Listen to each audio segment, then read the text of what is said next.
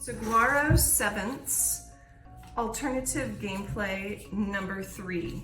So for this one, I would say give students a piece of paper and you are going to call out, you can use the sevenths guide. You're going to call out a triad quality and then a seventh quality. And they will write, without anybody seeing it, they will all write at the same time what they think the answer is.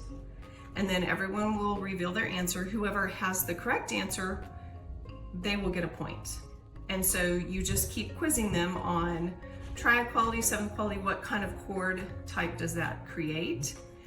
And you can go by time, like in 5 minutes, whoever has the most points wins, or you can say in 10 questions, whoever has the most points is the winner. This is just a fast way to start quizzing them so they start understanding what the formula is to make the chord type. So if you have a major triad quality and a minor seventh, that makes a dominant seventh chord.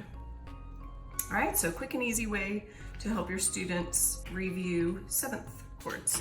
Thanks for joining us at Music Game Club. You can find printable and digital music theory games and other teacher resources at musicgameclub.com. You can also find us on Facebook, Instagram, TikTok, and YouTube. Tag us on social media so we can celebrate with you your student success in playing music theory games.